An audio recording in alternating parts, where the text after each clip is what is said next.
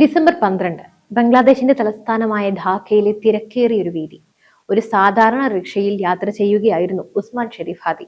പെട്ടെന്നാണ് അന്തരീക്ഷം വെടിയൊച്ചകളാൽ പ്രകമ്പനം കൊണ്ടത്. ബംഗ്ലാദേശിലെ പുതിയ രാഷ്ട്രീയ യുഗത്തിലെ വിപ്ലവകാരി എന്ന് വിശേഷിപ്പിക്കപ്പെട്ട ഇന്ത്യ വിരുദ്ധതയുടെ ആൾരൂപമായ ഹാദി ചോരയിൽ കുളിച്ചു കിടന്നു. സെക്കൻഡുകൾക്കുള്ളിൽ വാർത്താ മാധ്യമങ്ങൾ ആ വിധി പ്രസ്താവിച്ചു. ഹാദിയുടെ കൊലപാതകികൾ ഇന്ത്യയിലേക്ക് കടന്നു. ഇന്ത്യ അവർക്ക് അഭയം നൽകുന്നു. ബംഗ്ലാദേശിലെ തെരുവുകൾ കത്താൻ തുടങ്ങി. ഇന്ത്യൻ ഹൈക്കമ്മീഷന് മുന്നിൽ ജനക്കൂട്ടം ഇരമ്പിയെത്തി. ലോകത്തിന് മുന്നിൽ ഇന്ത്യയെ ഒരു ഭീകര രാഷ്ട്രമായി ചിത്രീകരിക്കാനായി ബംഗ്ലാദേശ് ഭരണകൂടവും മാധ്യമങ്ങളും ഒരുപോലെ മത്സരിച്ചു. എന്നാൽ ആഴ്ചകൾക്കപ്പുറം ഒരു വീഡിയോ സന്ദേശം പുറത്തു വന്നിരിക്കുന്നു. കേസിലെ ഒന്നാം പ്രതി എന്ന് മുദ്രകുത്തപ്പെട്ട ഫൈസൽ കരീം മസൂദ് ലോകത്തോട് വിളിച്ചു പറയുന്നു, ഞാൻ ഇന്ത്യയിലല്ല, ദുബായിലാണ്. എന്നെ ഇതിൽ കുടുക്കിയതാണ്. ഇതോടെ തകരുന്നത് ബംഗ്ലാദേശ് കെട്ടിപ്പൊക്കിയ വലിയൊരു അന്താരാഷ്ട്ര ഗൂഢാലോചനയാണ്. ആരാണ് ശരിക്കും ഹാദിയെ കൊന്നത്? എന്തിനാണ് ഇതിലേക്ക് ഇന്ത്യയുടെ പേര് വലിച്ചിഴച്ചത്? ബംഗ്ലാദേശിനെ കാത്തിരിക്കുന്ന ആ വലിയ ദുരന്തം എന്താണ്? നമുക്ക് പരിശോധിക്കാം. ബംഗ്ലാദേശിലെ ഷെയ്ഖ് ഹസീന സർക്കാരിന്റെ പതനത്തിന് ശേഷം ഉയർന്നു വന്ന ഏറ്റവും വിവാദ പുരുഷനായിരുന്നു ഉസ്മാൻ ഷെരീഫ് ഹാദി. 2024 വിദ്യാർത്ഥി പ്രക്ഷോഭത്തിന്റെ മറവിൽ തീവ്ര രാഷ്ട്രീയ സംഘടനകൾ വളർത്തിയെടുത്തൊരു നേതാവ് ഹാദിയുടെ പ്രസംഗങ്ങളിൽ നിറഞ്ഞു നിന്നിരുന്നത് രാജ്യസ്നേഹമായിരുന്നില്ല, മറിച്ച് അയൽരാജ്യമായി ഇന്ത്യയോടുള്ള അടങ്ങാത്ത പകയായിരുന്നു. ഇന്ത്യ വിരുദ്ധ പ്രചാരണം, അതായത് ഇന്ത്യൻ ഉൽപ്പന്നങ്ങൾ ബഹിഷ്കരിക്കണമെന്നും പശ്ചിമ ബംഗാളും വടക്ക് കിഴക്കൻ സംസ്ഥാനങ്ങളും ബംഗ്ലാദേശിന്റെ ഭാഗമാക്കണമെന്നും പോലും അയാൾ ഒരുപാട് പ്രസംഗിച്ചു.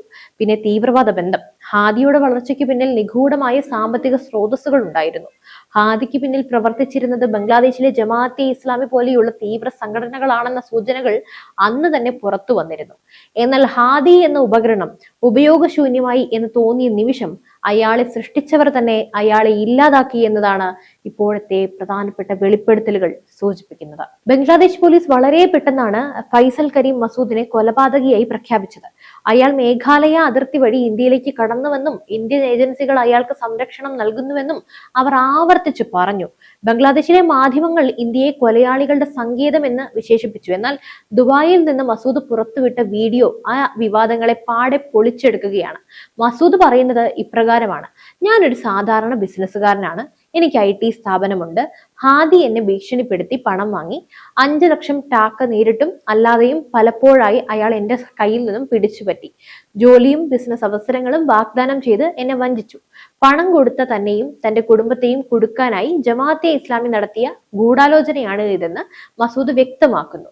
മൾട്ടിപ്പിൾ എൻട്രി വിസ ഉപയോഗിച്ച് വളരെ കഷ്ടപ്പെട്ടാണ് ഞാൻ ദുബായിൽ എത്തിയത് എന്നും ഇന്ത്യയുമായി തനിക്ക് യാതൊരു ബന്ധവുമില്ലെന്നും അയാൾ തെളിവുകൾ സഹിതം പറയുന്നുണ്ട്. അപ്പോൾ എന്തിനാണ് ബംഗ്ലാദേശ് ഈ കേസിൽ ഇന്ത്യയെ വലിച്ചിടച്ചത്?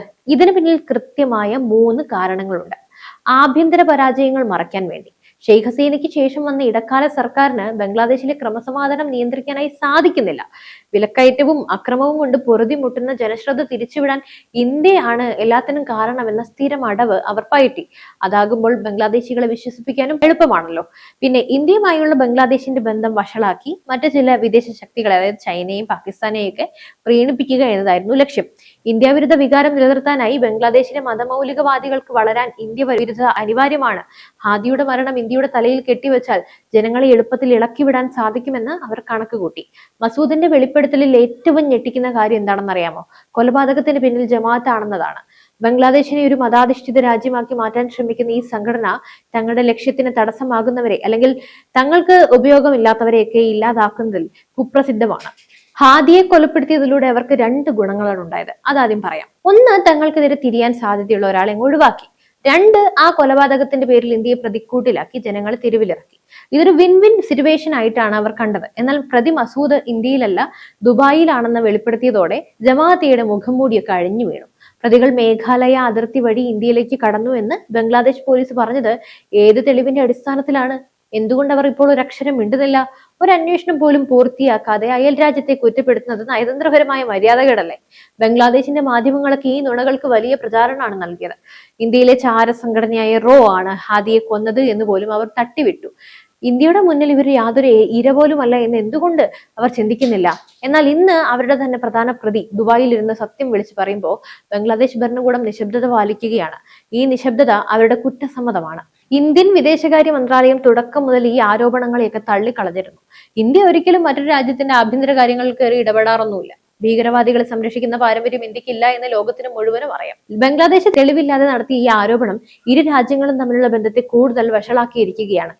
ഇന്ത്യയെ പഴിചാരി സ്വന്തം കുറ്റങ്ങൾ മറയ്ക്കാമെന്ന് മോഹിക്കുന്നവർക്കുള്ള കനത്ത തിരിച്ചടിയാണ് ഈ വെളിപ്പെടുത്തൽ. എന്തായാലും ഹാദി വധക്കേസ് ഒരു തുടക്കം മാത്രമാണ്. ബംഗ്ലാദേശിൽ ഇപ്പോൾ നടക്കുന്നത് അരാജകത്വമാണ്. നിയമവാഴ്ച പൂർണ്ണമായും തകർന്നിരിക്കുന്നു. ഹിന്ദുക്കൾക്കും മറ്റ് ന്യൂനപക്ഷങ്ങൾക്കും നേരെയുള്ള ആക്രമണങ്ങൾ, സ്വതന്ത്ര ചിന്താഗതിക്കാരായ മാധ്യമപ്രവർത്തകരെയും രാഷ്ട്രീയക്കാരെയും വേട്ടയാടൽ, തീവ്രവാദ സംഘടനകൾ ഭരണകൂടത്തെ നിയന്ത്രിക്കുന്ന അവസ്ഥ, ഇന്ത്യയെ അടച്ചാക്ഷേപിച്ച് സമയം കളയാതെ സ്വന്തം രാജ്യത്തെ ഭീകരതയെ തുടച്ചു നീക്കാനാണ് ബംഗ്ലാദേശ് ശ്രമിക്കേണ്ടത്.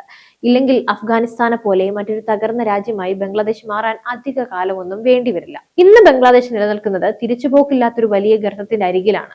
ഷെയ്ഖ് ഹസീന സർക്കാരിന്റെ പതനത്തിന് ശേഷം അവിടെ സംഭവിക്കുന്നത് ഒരു ഭരണമാറ്റമല്ല, മറിച്ച് ഒരു രാജ്യത്തിന്റെ ആത്മാവിനെ തന്നെ തീവ്രവാദ ശക്തികൾക്ക് വേണ്ടി പണയപ്പെടുത്തുന്ന, തീരെഴുതി കൊടുക്കുന്ന കാഴ്ചയാണ്. ഉസ്മാൻ ഷെരീഫ് ഹാദിയുടെ കൊലപാതകം വെറും ഒരു മഞ്ഞുമലയുടെ അറ്റം മാത്രമാണ്. ഹാദിയെ പോലെയുള്ളവരെ മുൻനിർത്തിക്കൊണ്ട് വിപ്ലവം പ്രസംഗിച്ചവർ ലക്ഷ്യം കണ്ടു കഴിഞ്ഞപ്പോൾ സ്വന്തം ആളുകളെ തന്നെ കൊന്നുതള്ളാൻ മടിക്കുന്നില്ല എന്നത് ഭയാനകമായിട്ടുള്ള സത്യമാണ്. ബംഗ്ലാദേശിലെ തെരുവുകളിൽ നിന്ന് നിയമവാഴ്ചയില്ല, പകരം തോക്കിൻ മുനയിലെ നീതിയാണ് നടപ്പിലാക്കുന്നത്.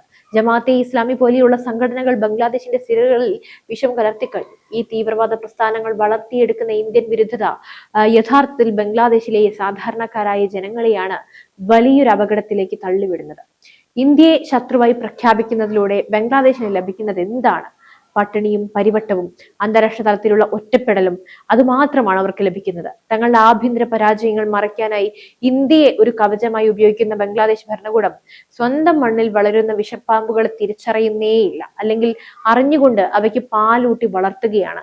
നോക്കൂ, ഒരു രാജ്യം എത്രത്തോളം അധപ്പതിച്ചാലാണ് സ്വന്തം രാജ്യത്ത് നടന്ന ഒരു കൊലപാതകത്തിലെ പ്രതികളെ പിടികൂടാൻ പോലും കഴിയാതെ അവർ ഇന്ത്യയിലാണെന്ന് കള്ളം പറയാൻ പോലീസിനെ ഉപയോഗിക്കുന്നത്.